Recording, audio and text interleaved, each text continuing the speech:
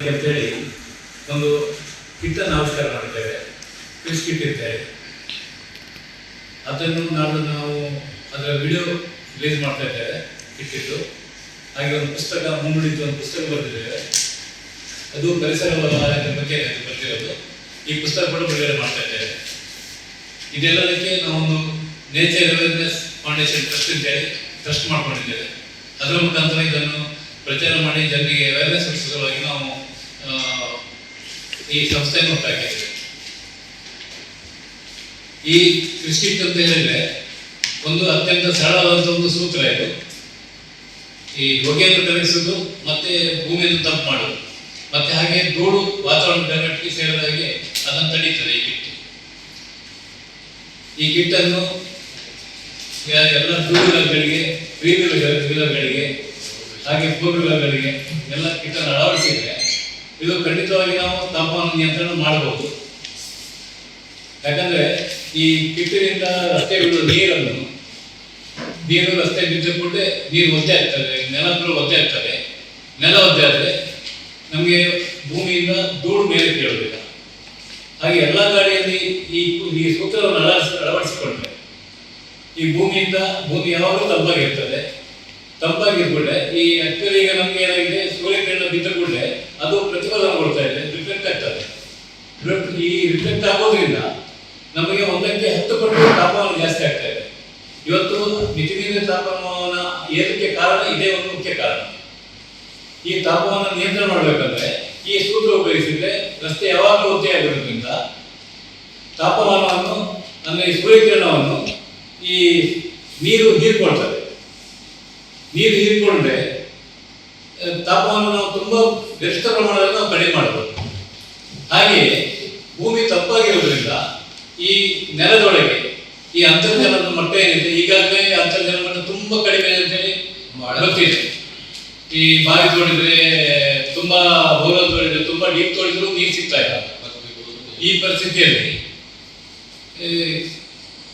ಈ ಅಂತರ್ಜಲ ಮಟ್ಟವನ್ನು ಕೂಡ ಈ ಸೂತ್ರದಿಂದ ನಾವು ಕಾಯಬಹುದು. ಅದಕ್ಕೆ ಈ ಸೂತ್ರವನ್ನು ಎಲ್ಲ ಕಡೆ ಉಪಯೋಗಿಸಬೇಕು.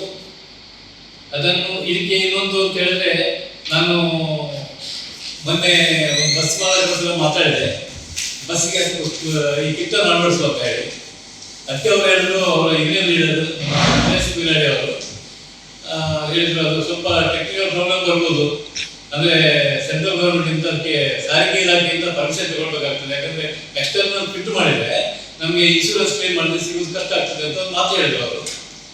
ಅದಕ್ಕೆ ಅವ್ರಿಗೆ ಹೇಳಿದ್ದು ನಾನು, ಈ ಎಕ್ಸ್ಟರ್ನಲ್ ಫಿಟ್ ಮಾಡಿದ್ರೆ ಇದು ತೊಂದರೆ ಬರ್ತದೆ ಅಂತ ಹೌದು, ಆದ್ರೆ ಈ ಫಿಟ್ ಮಾಡಿದ್ರೆ ಈ ಇದರ ಸದುಪಯೋಗ ಜನರಿಗೆ ಸಿಗ್ತದೆ ಅಂತ ಹೇಳೋದನ್ನು ಕೂಡ ನಾವು ತೋರಿಸ್ಬೇಕಲ್ವಾ.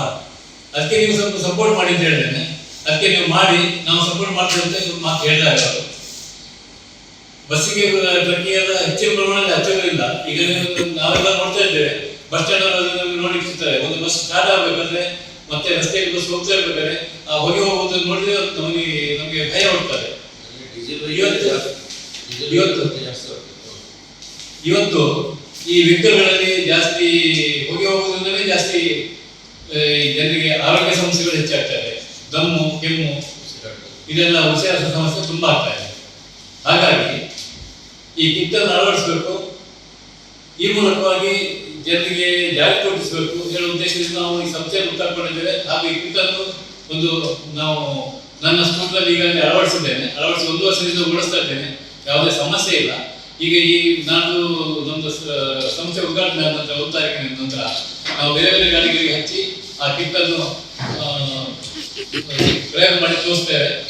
ಹಾಗೆ ಮಾರ್ಚ್ನಲ್ಲಿ ಒಂದು 100 ಗಾಡಿಗೆ ಕಿಟ್ ಹಾಕಿ ನಾವು ರೋಡ್ ಶೋ ಮಾಡಿ ಅದರಿಂದ ಗವರ್ಮೆಂಟ್ ಅಧಿಕಾರಿಗಳಿಗೆ ಕೂಡ ಕರಿತೇವೆ ನಾವು.